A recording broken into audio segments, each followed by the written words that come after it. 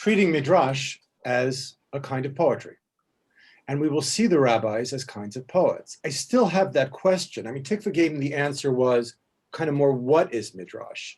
And I'm asking more, why is Midrash? Why do the rabbis write poetry? Now, I don't think, and this is where I looked at a table of contents of a book, New Approaches and Studies in Midrash. And in 2006, one of the articles was called Literary Approaches to Midrash.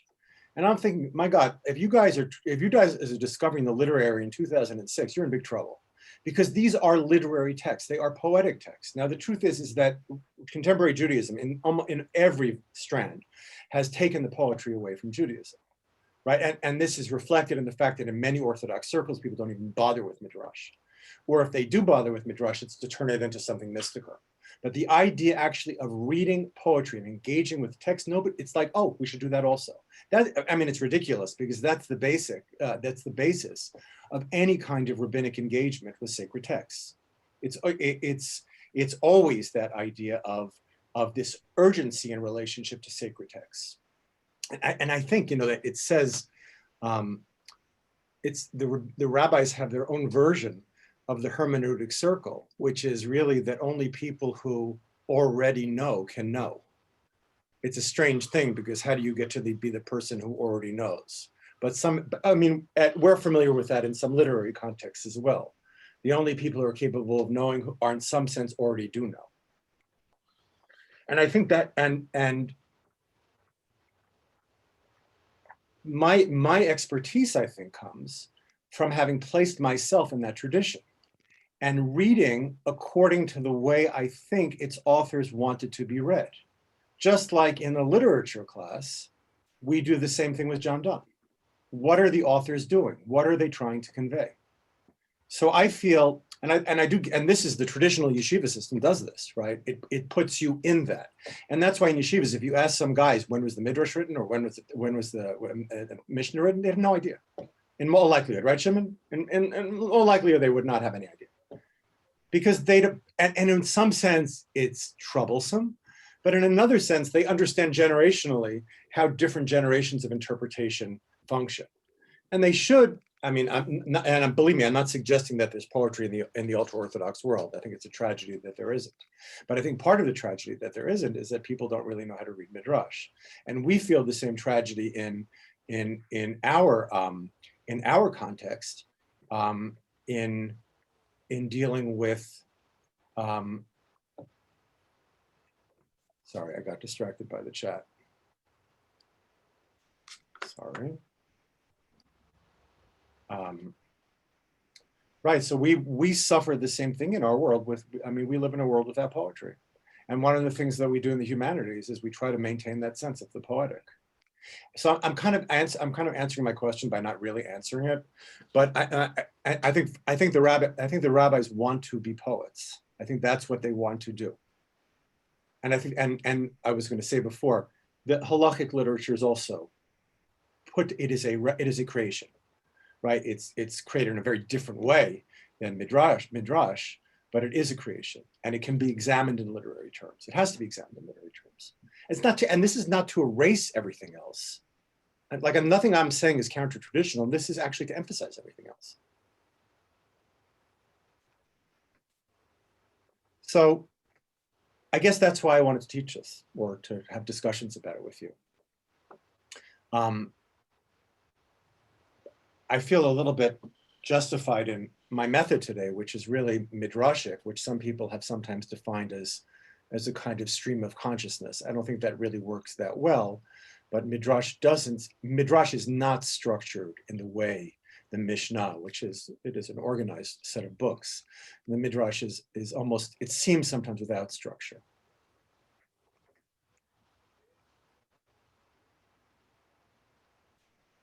Right. So I'm justifying my not making that much sense sometimes, or having to go around a few times. Okay, so let's start this. Are we sharing now? You guys can see the text? Yeah. I have a separate English translation. Yes. I have a separate English translation. I should use a separate English translation? We should do that first? let's read it fast in English, and then we'll go back into the Hebrew, okay? Because we have to do the Hebrew, right? But let's not get bogged down in the English if we can avoid it. Oopsie. Oh, there we go. Sorry, guys.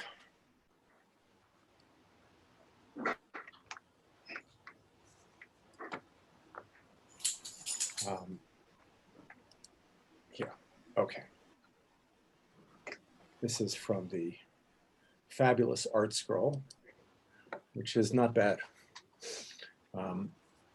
So we are now looking.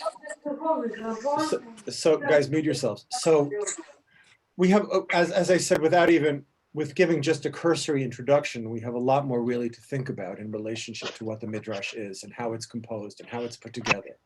Right now, we're looking at something called Shir HaShirim Rabbah, which is the Midrash develops. It's a later, and probably the most developed Midrash. It's put together at different times for different books. There's all of the 5 books of Moses, then there's Shir HaShirim, Song of Songs, Eicha, the 5 Megillot. They're the 5 Megillot as well. So the Midrash is broken up into prakim. And one of the questions I think we'd have to ask eventually is what's the relationship of different parts to the whole? That is, we're picking up here, this is, and I think the first chapter, and it's the 8th part.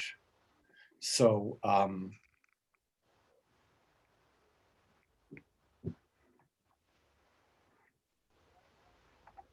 right, so we might have to start to explore some of those things as well.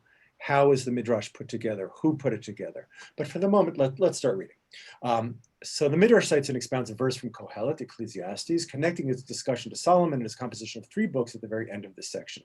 Think about reading in English, it starts to sound really boring, but we'll read it. Another exposition of our joys, the Song of Songs, which was Solomon's. This is to be understood in light of that which Scripture stated, and in addition, Kohelet was wise. Oh, here's the verse. Zesh Amar Akasav, v'yoser Shahaya Kohel Chacham. So is that our pasuk? So what very often happens in Midrash, and this is what we'll see, is we'll try to understand one verse in relationship to another verse. And I think we're going back to the beginning of Kohelet, where we'd have to look back to the very beginning of the section, and we're seeing it in relationship to Song of Songs. Shir HaShirim, Zeu Shamar Okasav, v'yoser Shahaya Koheles Chacham. So Chazal, the sages, want to know, what is that extra word during here, that yoter? It doesn't need to be there, right? Again, this is to be understood in light of that which was stated, and in addition, Kohelet was wise. So the sages are going to take an opportunity with this to interpret it.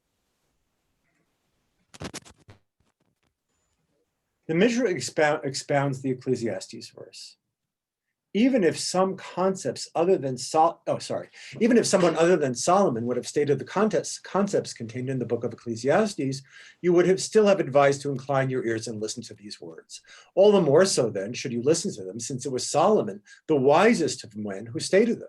If Solomon would have stated on his own, you would still have been advised to incline your ear and listen to them.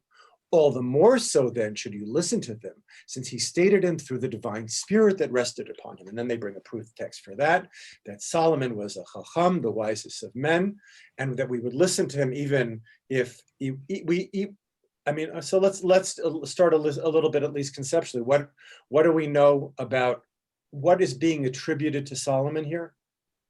Or his words, his writings? They have an element of the divine. Well, first of all, even if I don't even get this, even if it hadn't been Solomon saying these words, you would have listened to them nonetheless. Pardon? It's still worth. Even if it weren't Solomon, it's still worth listening. Right. And so it's strange because we often think of of words and speakers together, but somehow we're saying if we could imagine Solomon's words independent of Solomon. Right. you would still listen. All the more so since you listened to them since it was Solomon. So I guess as C said, it combines two things. One, it combines, I guess, what the virtue of Solomon, his virtue as a person. I mean, ethos. Is that what we say? Something like ethos? Let's continue. Even if Solomon would have stated these concepts on his own, you still would have been advised to incline your ear and listen to them. All the more so then should you listen to them since he stated them through Ruach HaKodesh, through the divine spirit. Now that's also that's a strong statement, right? Why are they saying this?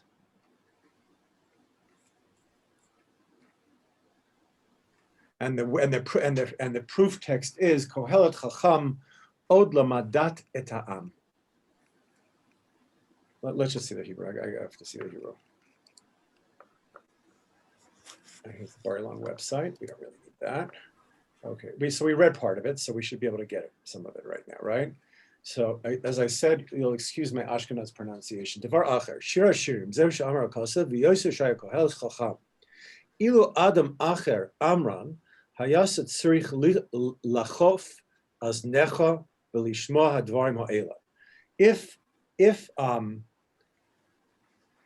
somebody else had said it, you would have to lichof aznecha. What does that mean? To hearken, to hark. To hearken.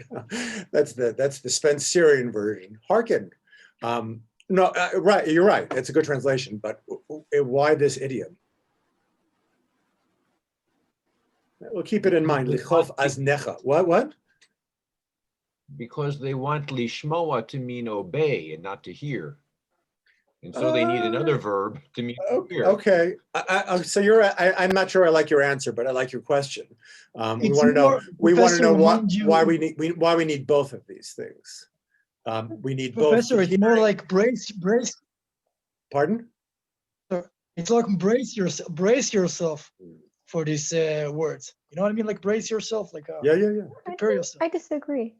Go ahead. I think having learned bits and pieces of Mishlei, that's often the language used in Mishlei when the speaker in Proverbs is saying, "Listen to me." Right. He says, "Kofos necha." Right. It's also in the Talmud, in the Gemara as well, right? It's used idiomatically, I think, in both the Torah Sheba'al Peh and Torah Shebiksav. But still, it is a very visual, as C is pointing out. It's a very visual metaphor. Lichof oznecha lishma dvarim ha'ela v'yoser she'amar Shlomo. V'yoser, like ad kama v'kama, you should, since he actually said it. V'ilu midato aman ha'isi tzarich lechof aznecha u'lishamam. V'yoser she'amar Baruch HaKodesh. Wow. So he's saying now that I know that he said it, not himself, but midato, out of his own dot, it came from him. Now I know I really have to bend my ear, and here it's a little, it's not lishmoa, it's not lichof aznecha ulishmoa, rather it's lichof aznecha ulishamam. What's the difference? Like to obey. Listen to them. You have the mem. So it's functioning as a direct object that you would have to listen. Oh, you would have to listen to his. What is the antecedent of that word then? Of them? Them what? His words? His words. Okay. I'm just I'm trying to just follow the Hebrew. He says, I would have had to listen to them. Now, where does he get that from? V'yoser shahaya koheles chacham od limedat et ha'am. V'izin v'chikir tikin mishalim harba. Okay, let's just go. There's a commentary I just want to look at, which helped me a lot. Commentary very often. So the commentary that we're looking at is the Eitz Yosef, who is a 19th century guy. Now, a lot of commentary in the 19th century is going to try to do a kind of cleanup job. And that's what I found, meaning sometimes the the commentaries domesticate the poetry a little bit. But they're all good because they're responsive to the poetry. But listen, just like this art scroll thing, they give you little things on the bottom, little inspirational things, right? Just so you make sure that you read this in the right way, right? So,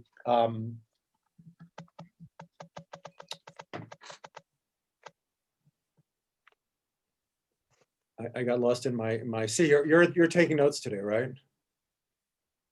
You're the one taking notes. So where was it? We were talking about the way in which that there are commentaries that influence that change the way we read text, take away the poetry. Right? I mean, this wants to turn it into something that is good. It's okay for religious people to have in their house. And I think in a way, like it's maybe not okay for religious people to have in their house, because you read it carefully, it kind of doesn't undermine the basic beliefs of Judaism, but it makes you think them through again.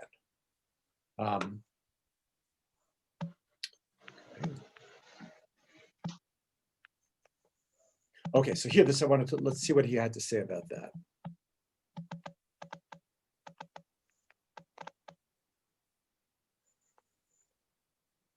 Okay, so let's start here. Lishma hadvarim, shadvarim atzmam mifarsomot shleimosam. So the words themselves are evidence their perfection. He himself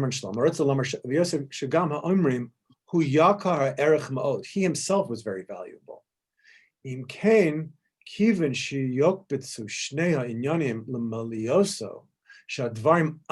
just going to repeat himself now. Since both of these things are true, all the more so we should listen to him. When you're reading, I'm reading over here in the Eitz Yosef, which is a commentary from the 19th century. I'm just going back, we said before, and even more so since Shlomo said it, and he's just emphasizing what we've been saying, that Shlomo was a person of value in and of himself. Here we go, some more. Rotza Lomar, v'yoser shahaya, Rotza Shalomar shenemar v'yoser shahaya kol chacham od lamed dat et ha'am. What else? What's the rest of this pasuk? He was a chacham, od. He taught dat to the people. What does that mean? Shlomo was a teacher. Right. I think Efshar here. This is interesting. Efshar mefarish dat hainu ruach hakodesh. So I guess he's now going to give a proof text for that. That the dat of Shlomo HaMelech is divine. Why? Is that the kind of thing that normally happens? Do we normally say about? I guess all the prophets have Ruach HaKodesh, right? Yeah, but they state so outright. I think, Professor, because these books, the Ecclesiastes, Kohelet, and all that, they were very controversial, very divisive. So they had this urgency to canonize, to vindicate the canonization, maybe. Yeah, you're my true student now. See, they were so anxious about the canonization of the radical books that are associated with Shlomo that they have to say it's Ruach HaKodesh to overcompensate. That's there's a whole controversy about whether, the status of Shir HaShirim. What do you mean? Well, Rabbi Akiva talks about that, all of the books are Kodesh and Shir HaShirim is Kodoshim. Right. So it's kind of the idea of whether there's Metamei Yadayim, so I think it's exactly right. It's like a canonical. Right. So it's parallel to what C said. It's really very parallel. Yeah. Everybody else says we can't include it because it's it's not good for the kids.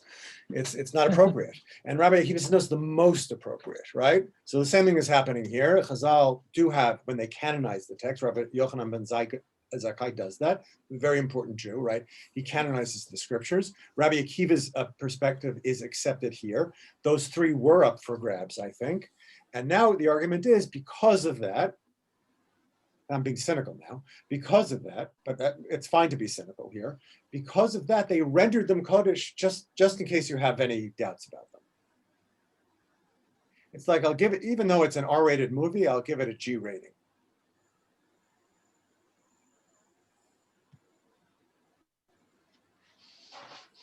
More viewers and more readers. Oh, we want more readers, right? No, so there, it's a problematic text, and I hope at some point together we'll look at a text from Koheles Rabbah, where you feel that anxiety, what C is talking about, and it's so clear to the rabbis that the pashtut of that text is what we think it is, right? That it's this radical text. And they say it's not, but it's not because they don't know what it really says. They know what it really says. Anyway, so let's go back here. So we say Ruach HaKodesh, and then he brings a proof text. V'hachi kamar, v'yosef shayakol es chacham mitzad atzmo, b'hiyos hasagaso gavoa ma'ot.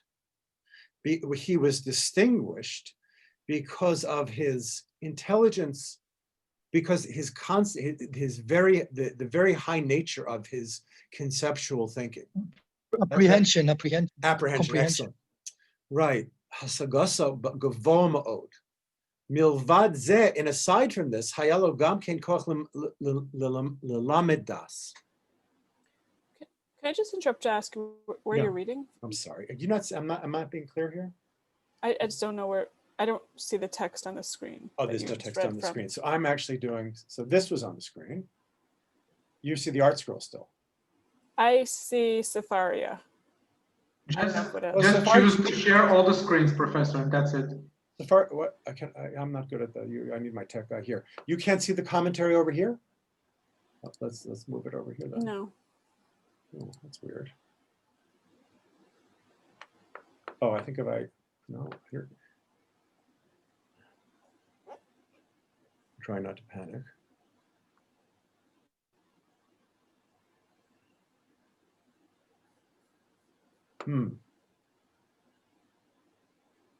Does anybody have a suggestion about how I do this? I see on my screen, it breaks up Shir Shim Rabbah, breaks up and gives me a commentary. Professor, yeah.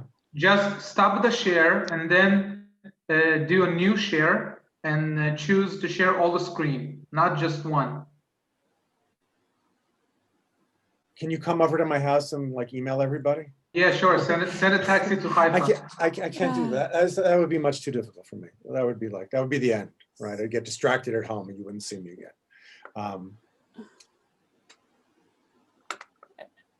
Yeah. Is he suggesting to stop the share? Yeah, would that be much better? Would that be really better? Well, I guess to stop the screen share and then do it again. And then just choose to share the primary screen. That anytime that you change to other screen, it will share it. Anytime I do what? Yeah, right. Well, but I'd have to sign out for that, right? No. Just press stop share. Okay. Hi. And then press share screen again. I feel very pathetic. Okay. Yeah. And then choose to share all the screens, not just one. There is an option there above. Advanced? No, not advanced. Basic? I don't see there. I don't. No, I don't think I have anything here, unless it's.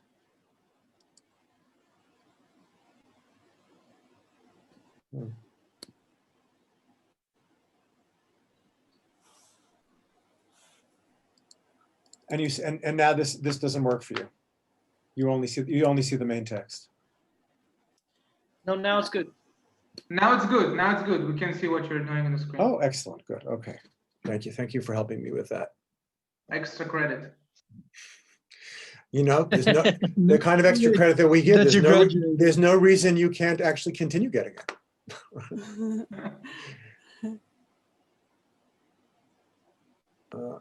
Where am I here? I'm sure. Okay, here we are.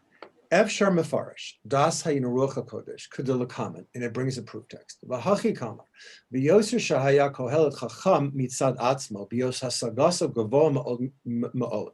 So he himself, he had very great apprehension, high concepts. Milvad ze haya lo gam ken koch lumadas. Hainu mashe hisi lelamed. Thank you. Okay. And he was able to do that. They were very weak in their understandings. And here gets interesting. Imam mipri hasagato.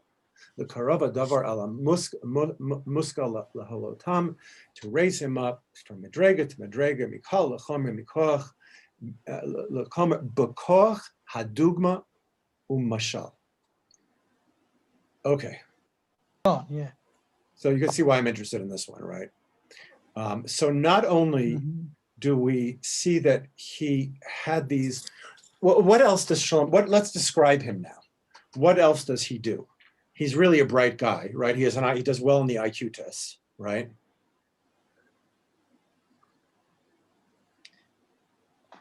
But not only that, what else could he knows how to elevate others? And how he has the ability. Yeah. He has the ability to make the esoteric exotericize the esoteric, the allegory. Are you just are you showing off your vocabulary, see? No, I'm showing off your vocabulary. He's just reading the notes from our classes. Actually, I'm reading the notes, yeah. It goes from esoteric, which we know what that means, to exoteric. Exoteric means for more people. What would be a simpler way of putting that? Not that I don't appreciate it, but what would be a simpler way of putting it? He simplifies complicated concepts so more people can understand them. Yeah, I mean, is he like opening like a school for remedial readers or something like that? I mean, is he like helping like only because it's so hard we can't manage it? He's using metaphor. He unlocks the power of metaphor. But are you going to have a T-shirt? Can we make T-shirts? Unlock the power of metaphor, right? That's a good one. It's written that he lat imam. So in the Gemara, when you do ta'am, it's like to make it more interesting and something that has flavor to it. The season.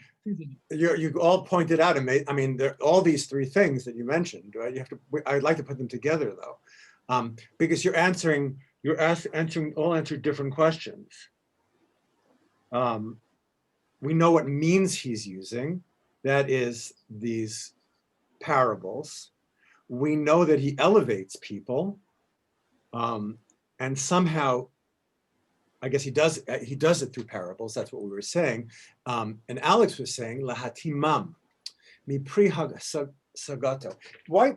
I mean, I appreciate the way you translated it, but you did two things. The first thing you said was, it was more cognitive. I forgot what words you used, but then you emphasize what follows afterwards, mipri hasagato, meaning the metaphor itself suggests, I mean, for a translator, you have a problem here. How do you translate that to make them taste? I mean, if I'm telling you, one of the ways to look at the Chazal is like metaphysical poets, right? They bring the essential is very important to how their representations. That's why the poetry is so important.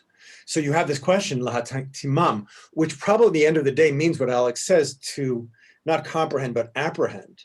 The art scroll will go all the way to another extreme. It's like inform me of your wisdom. It takes the taste entirely out of it, right? It's not only an inability to read poetry, it's a fear of poetry. But we know that because it's hard to read poetry. It's hard to read done. What's the first thing you want to do when you read the canonization? You want to put it down. It doesn't make any sense. It's too hard, right? It really is. It's harder than other things we read. And I think it's the same thing here. That and that's what I wanted to say, that just going back to methodological issues, my approach is to look at this as a constructed creative text. It is doing something. I'm not really sure what it's doing yet. I mean, we're getting a hint of what at least this part is doing, but they are constructing a world through their text. They are poets, and just like we don't say of Homer. This is a hard one, right? We don't say of Homer, and all dumb college professors will say that. Oh, you can't read Homer because he likes patriarchal violence, right? And that's just like, okay, don't read the cover of the book, because if you read, it's true. Just like Martin Scorsese represents violence and death. Read something. Wait, let me just finish, because I'm going to forget again. Doesn't mean just because you represent death doesn't mean you advocate it, right? We said the example we mentioned last week was Virgil, the Aeneid, right? The work that simultaneously satisfies the emperor, but really, if you read it carefully, it's a kind of anti-war poem, right? So see, you interrupted me. So go ahead. So what were you about to say? What were you saying about the first instance? Well, just that if you say, well, we're not going to read this because it's got patriarchal violence, Right, like you can't right. read the Bible. You're kind of Right. you are left with literally. Well, no, but it's a challenge to read a text that claims to be divine, right? So that's a different problem. But the rabbis are creators and poets, and to say that does not mean, oh, now we don't believe them, right?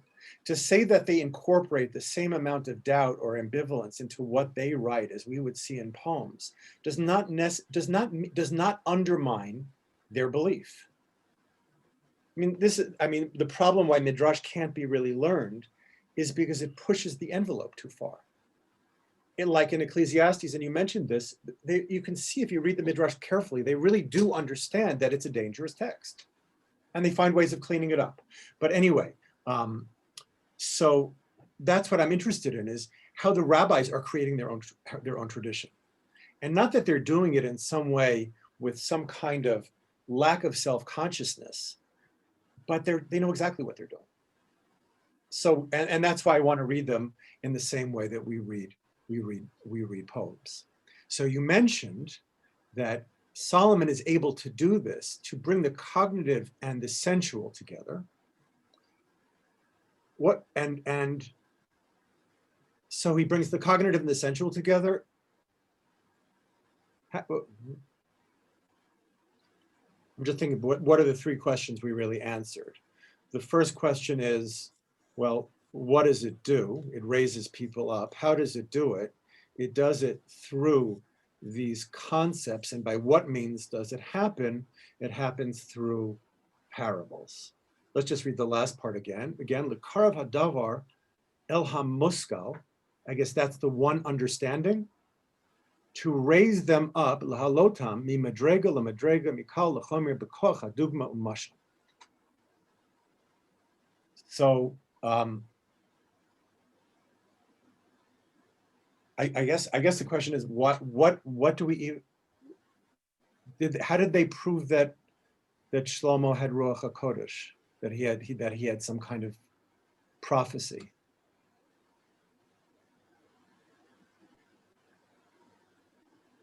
That he was able to make it accessible for people.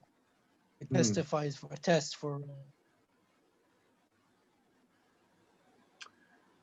Yeah. Say more about that. I don't have the Ruach HaKodesh to elaborate. That's a good. You should use that often. See.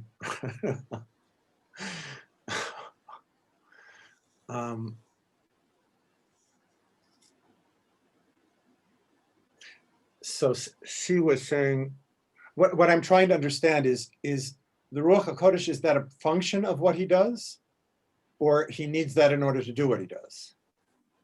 I think that he needs that. And why does he get it? He meditates. I thought that was the whole dream sequence. Did I miss that part of the movie? What dream sequence? The bit where God comes to him in a dream and says, I will give you, basically gives him the genie, like, I will give you one thing. Okay. And Solomon says, I my father grew Right. up among the people and understood them, but I grew up in the palace and I can't understand them. Give me the wisdom to understand them. I didn't know that one. There's some other ones that are different that are coming up. Can I? Yeah. I just wanted to ask. Yeah, sorry, Rachel. The wording here in this, it says, okay, milvad ze haya lo gam ken koach lelamed da'at. Like it seems like the fact that he has the koach, the power to raise the people up, is evidence that he has nevuah. Like the fact that he has this power to teach them and to make them understand through his words. So what you both said is exactly about the question that I had that I wasn't able to articulate. Like which one is it? Is it that because he does it, it happens, or that he's given the power to do it, and therefore he can do it? I think they're saying that they, like exemplifying, a good didactic, the right didactic is a manifestation of tapping into the original meaning, the intention. Well, I think that the Perush here is saying, like, okay, it's evident. Everybody knows he's really smart. Like, that's like, we all know that he's smart. But the fact that he has the power to impart this wisdom to others is the evidence of nevuah. I mean, we're agreeing. It's just the inspiration. Well, also, wasn't Moses a teacher? Wasn't that like kind of his thing? And Moshe was definitely a Ruach HaKodesh person. So if Shlomo is teaching, all clearly there's Ruach HaKodesh people put over in that corner of the room. Yes, Moses was definitely a Ruach HaKodesh person. Yeah, I mean, I think the rabbis here are describing a teacher, and they're saying that Shlomo had this ability to accommodate, and that's why lekaf aznecha, right? What is Shlomo able to do? He's able to take what C said, the esoteric, the exoteric, whatever, the esoteric, and make it exoteric, to make it understandable.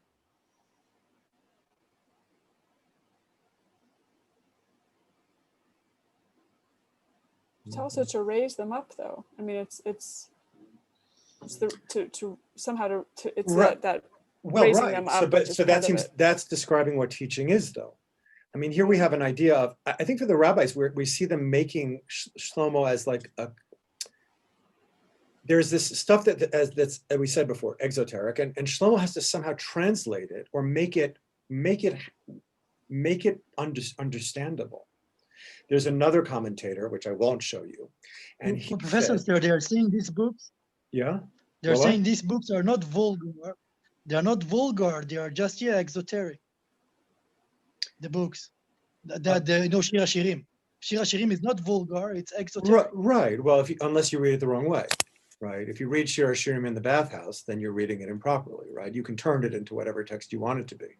There's another commentator on this text who says, in relationship to this whole sugya, that before Shlomo, people just took things, understood things with emunah, that they didn't understand the stories fully until Shlomo, the rabbis are describing him as, in a way, the first teacher. He's the first literature professor, and he has this job. I mean, you really see why Milton thinks of himself as a prophet. He's doing what they're doing, right? He's the teacher who accesses the divine and then brings it down to earth. And when a person does that, this is for fellow teachers, when a person does that, they're inspired. It's almost like get tenure. What's that? And they get tenure. In my podcast with Daniel Feldman, we came up with this term of a kind of covenantal pedagogy, meaning there is a strong sense of commitment to understanding the word. But that understanding is not enough, because the understanding has to be accompanied by, I mean, what does the good teacher have to do?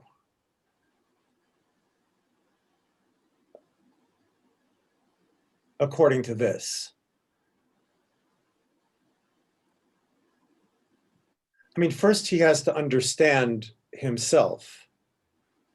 I think, right?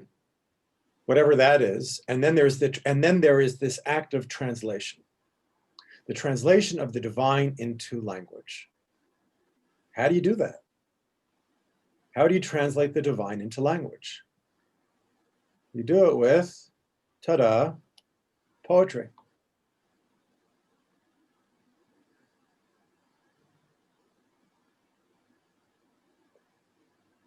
Let's see what it says. Dugma, dimun u'mashal.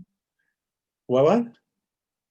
No, again, it brings us to the why is poetry privilege or philosophy in the language, whatever.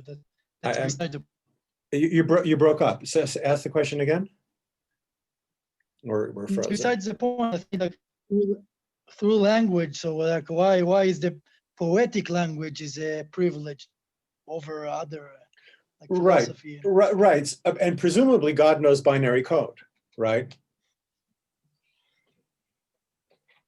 I mean, I'm saying a version of what you're saying.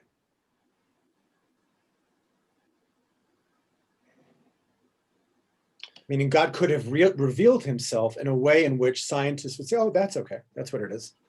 So why poetry? Why does poetry get chosen out? That's why it's so ironic and horrible when you speak to younger people who are learning Torah and you ask them about poetry and they just don't even have the time to look at you out of to feel sorry for you. What's poetry? Who cares about poetry? The whole tradition is poetic.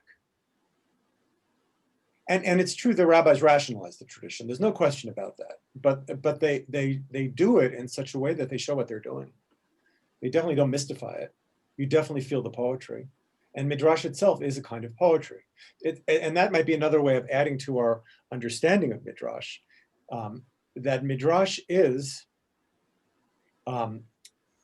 it's poetry about poetry. It's stories about stories, right? Like and this is what, going back to what we were talking about before, is how does Midrash work, filling in the blanks, telling a story. So that is an unusual mode of criticism or interpretation. You can see why scientists look at us and say, you guys crazy. First you have this story, and then you're going to interpret with another story? And then you'll probably tell me that story itself needs to be interpreted. Chutzpah. Yeah, no, they don't have to. No, we're taking away the rest of your budget. That's what they say, right? I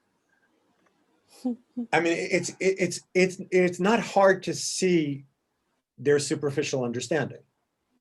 That is, you start with, okay, I'll go along with you when the story, understanding a story, but now you're going to tell me I need more stories to understand the stories? Because it seems like stories by definition do not yield the kind of answers, certainly, that you would find in a legal manual. So the divine reveals himself, and whatever, the divine reveals itself in poetry.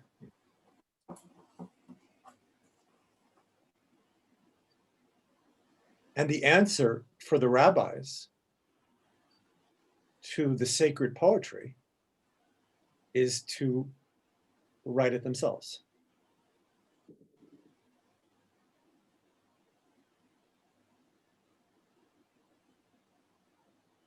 Does that make sense? Surely you must have a question about what I just said. I'm only just saying because I know it wasn't that clear. Can you say it again? Just the last part. The last sentence. I'm bad. Yes, you see, I'm bad, very bad at rewind. What was the question? Somebody rephrase it. Rachel? He wrote that down. Tried asking. Oh, right. Yeah, right. It's his metaphor of I use the metaphor of writing. What I said is that they write themselves. Yeah, I mean, that obviously needs to be explained.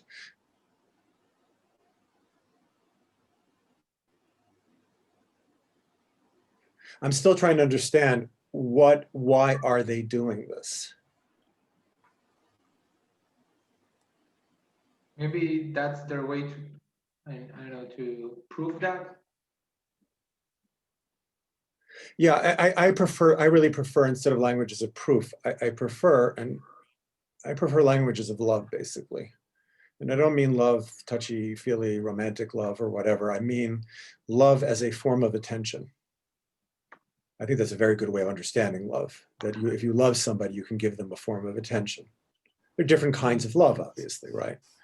But I think that's what draws them to the text, is their love for the sacred text, and in encountering what they perceive to be, I think most, and we have to see if this is true, but I think a lot of Midrash is really, the Midrash is on the most problematic psukim. I mean, sometimes it's on the ones that lend themselves most to interpretation, but sometimes the rabbis will focus their attention on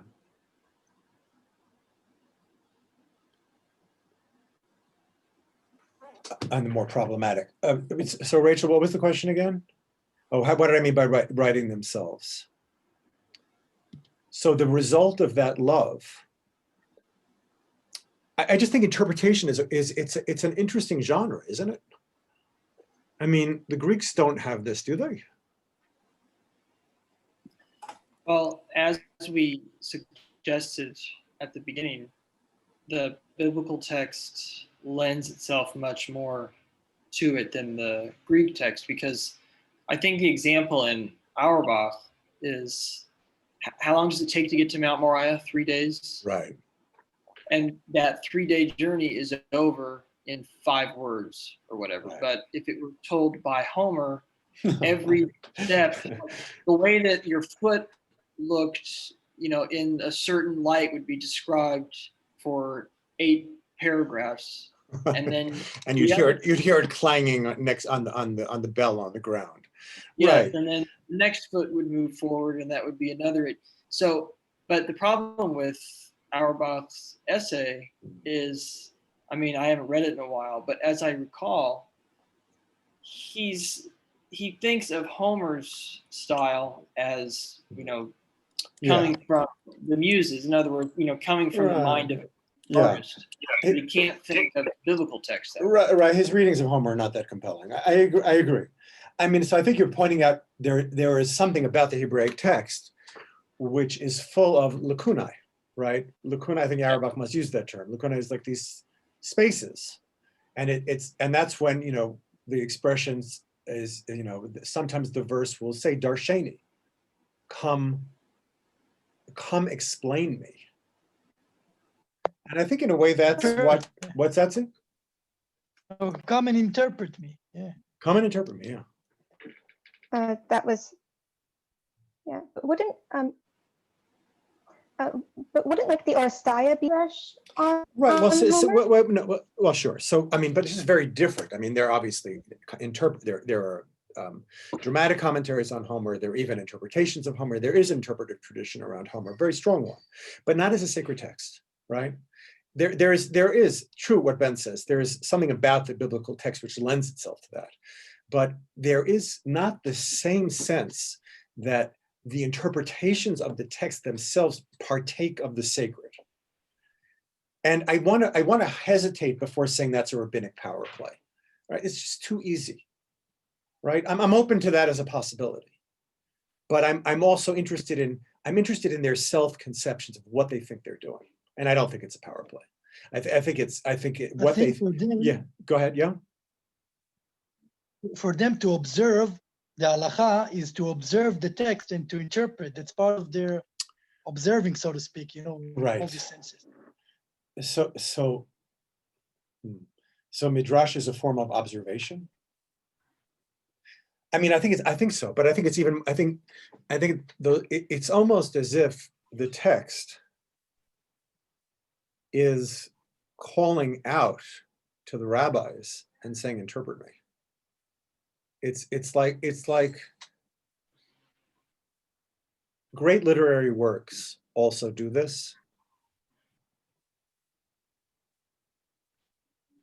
and I'm not going to say lahavdil because I'm trying to say something a little bit more complicated.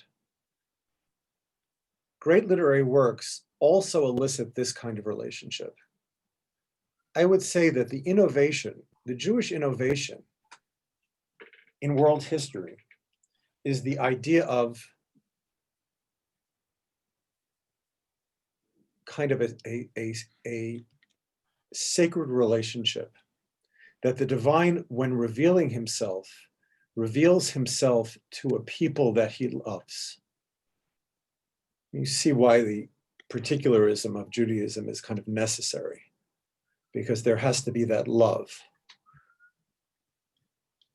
And that love in all the rabbinic, in many, many rabbinic representations, and also certainly in the Maharal and in Hasidic representations, the idea of receiving is also an activity.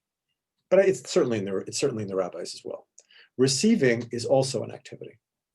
So that's the innovation of Jewish monotheism, is that relationship of learning, of teacher and learning.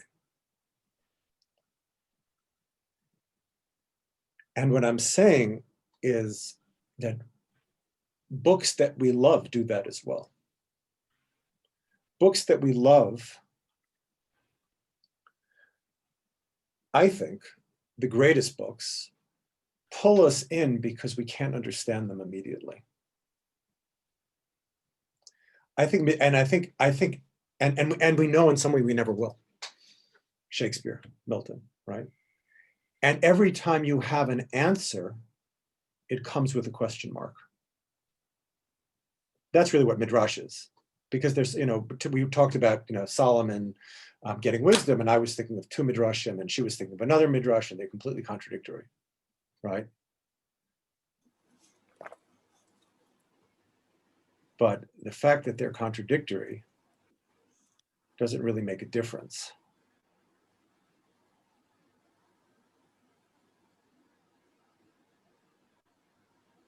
Because there will be many ways of reading the world.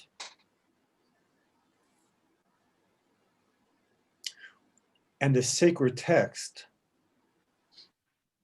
I just think there's something about that relationship. The Kohanim are pushed back, right? Don't get too close. You're always in the position of receiving, right? That's to me where mysticism falls short, that it shortcuts the language that is between man and God. It doesn't seek that identity with God because it knows it can't happen. It knows it can't happen. And the best thing that's available is the poetic, is poetry. Because poetry, and Midrash is poetry on poetry, is, as I was saying before, an answer which comes with a question. Because one representation will always seem to be at the expense of another possible interpretation.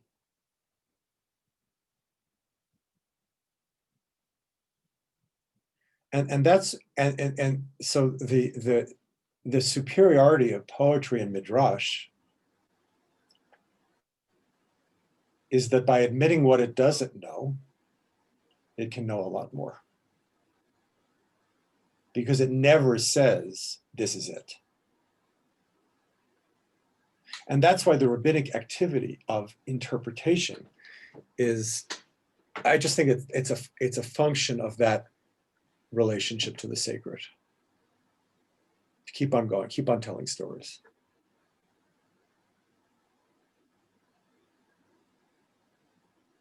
And you see here, and we just scratched the surface, and when introduction to Midrash will continue next time, we'll see what they actually mean by parables and how parables work. But I think this was I wanted to give us just a sense, not only of reading the Midrash, but of understanding what it does. And I think Midrash is a commentary on the sacred. That's what I think Midrash is.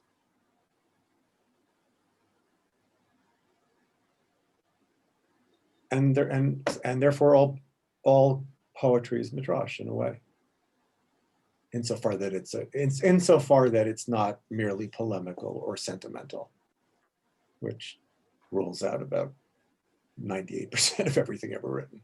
Whatever, right? I mean, and I would say the texts that elicit our love are those texts that know that they're dealing with the infinite, and they're doing their best to represent them. And we are, when we read those traditions, we try to understand their representations. I think this Midrash, especially the way the Eitz Yosef describes it, it's talking about representation. How do you represent the divine? Turns out the answer is poetry.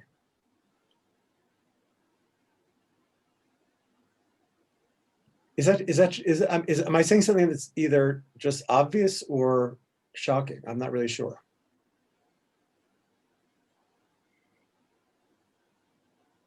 Or, come back to the real world. You won't say that. I think, yeah. I think it has a huge amount of resonance for those of us in the English department, and where we stand, as has been hinted at a lot in this discussion. I think you made it explicit. As early commentators on a canon that is still not settled, where criticism seems to be the new form of poetry rather than, or some people would say, I mean, I'm not sure I agree with it, but criticism is a form of poetry where we're still jostling for what is and what should be within the canon. I'm going to try to, before you submit your dissertation, to convince you that criticism is not a form of poetry, just so that you will pass. I mean, most criticism as a form of poetry is bad. Is really, really bad poetry. And Ed is, and don't do exactly what you're doing. Don't change a thing. Ed is writing a dissertation on Shakespeare, and you, for a first writer, you are able to avoid what usually happens in dissertations, which is anything that was really sublime or exciting or engaging about the text is completely lost. And there's no reason criticism should do that, right? Criticism very often kills, right? And that's what I meant also about the Eitz Yosef. Here he's great, but in other places he wants to limit meaning. Why? Because, at some point, people become so suspicious of their readers that they make it as dumb as possible. They make it as, they take out the complexity, take out the mystery.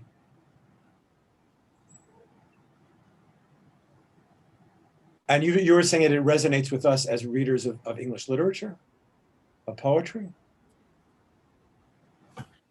At this moment of English literature, I mean, I'm thinking very much of, the last great critics. I was really thinking of T.S. Eliot and his idea of criticism and poetry, and how he rather fabulously decided he was the last critic and the last poet, which is kind of a clever game to play. But that really we're in an argument over a canon. I think a lot in Western academia is an argument not only over the canon, but over how we're allowed to interpret the canon, and how that plays itself out is interesting. I agree with you. I completely agree that criticism is stifling. Right. So my model for teaching is, so I was going to say that we can understand in seeing the sacred relationship that the rabbis have to their sacred text. We can understand even if we're not in the rabbinic tradition. And I think this really comes down to, I think the Jews are the light to the nations. And how are they lights to the nations? In this relationship, in understanding this relationship to the divine, that the divine reveals himself and you in some way are attracted to that revelation and you get into a relationship with that. And to me, that becomes not only a way of seeing other traditions or other books, but also the way we teach. That is the way we try to be present to our students. And that's why a lot of what's happening in America in the name of progressivism or political correctness is is not salutary for education. Because the idea there is that my identity is so sacred to me that that you better not offend it. So it's turned into a pedagogy of don't you dare talk to me. When any real pedagogy not only enacts that relationship so you can transfer the material, but it's so you can learn how to read. And learning how to read means that reading is an activity, and it's an activity in every area of life. For Milton, religious faith is knowing how to read. Catholics don't know how to read, right? I think I'm oversimplifying things, but Catholics just don't know how to read. They turn everything into idols. And I think there's a humanist version of that, and that humanist version is being in that relationship where we know there's something there to which we're aspiring, but we also know we'll never get there. But we're in that relationship.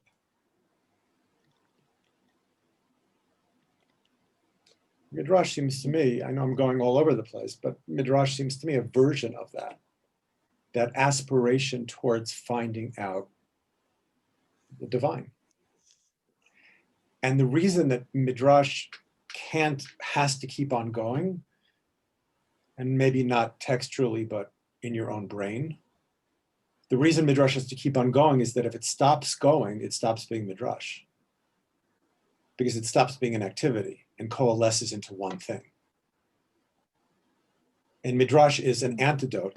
It really is true that the 17th century has a lot to do with the rabbis. They're both iconoclasts, right? And what we find in both periods is you have an incredible poetic output.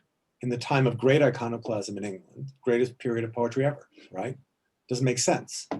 And the rabbis who bring iconoclasm into the world, they create this enormous poetic tradition.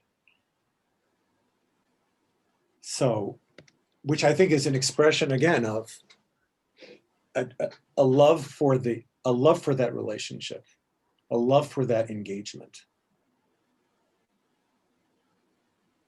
The reading as an attitude, and in a way, and as I said before, for Milton, faith is knowing how to read, and I think also there's a certain kind of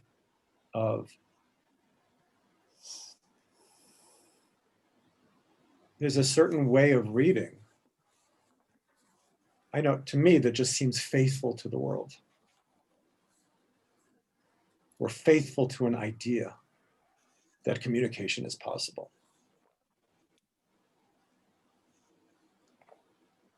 Which on the one hand sounds, very idealistic. On the other hand, I mean, we all believe that communication is possible, don't we? Although everything around, and so this pedagogical enterprise is happening in the context of this tsunami, forgive the metaphor, of world catastrophe. Pandemic, climate change, the rise of political absolutism. It's scary to look out the window. I mean, my family doesn't let me talk like this. Say something cheerful, right? But I think the cheerful thing is that when we are engaged in that sacred relationship, whatever that is for us, we feel like we have no choice. This is what we do. And I think that's part of what I was talking before about this kind of covenantal pedagogy. And the Jews being the lights to the nation, or the light to the nations, is no matter how bad things are, and that's again how I read Midrash, not as like a statement of invincibility, but like we have to survive, right? In the face of tragedy, we're going to keep on going. And I think, and I'm just speaking autobiographically, in my lifetime, I've never felt this. I lived a charmed life of, growing up in the 70s, 80s, 90s, right? College was $8,000 in America when I went. It's 60 now, right? And it doesn't work out for inflation. I would never have gotten into the universities I got into. That's another thing. but it was different worlds, where idealism was more accessible. Like idealism is it's hard to find that. You know, I watch these movies about the American space program. I just am always I remember my own enthusiasm, but you always just see this certain innocence there. The innocence of the vanishing innocence of America, even as it's expressing itself, it's already kind of, going away. So I think the pedagogical enterprise is just one where that's all we see is what's in front of us. And interpretation is an expression of love. And poetry is as well. But you see that in order to make other people understand this, you have to explain things a billion times over. What do I mean by love, right? Love as that form of attention.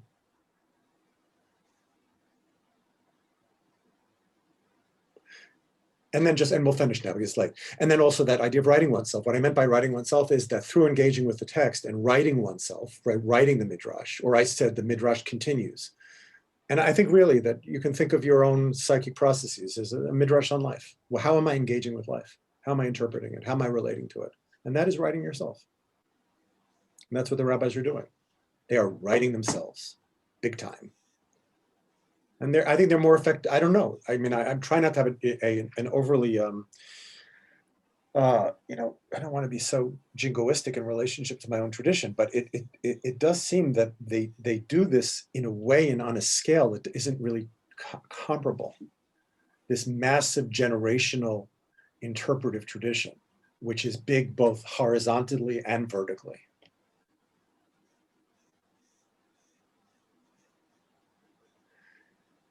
Okay. Thanks for hanging out, guys. Thank you. Okay, yeah, I'm going to have a cup of water. If anybody wants to hang around and ask me some questions, fine. Otherwise, you can leave without me thinking you're rude. But if you ever come again, I will never think you're rude if you leave, right? Part of life is that we're all in life. That's the thing about Zoom. It's all life, right? At the same time, right? So that's a given. Anyway, I'm going to get something to drink. And if people want to hang, we can talk later a little more.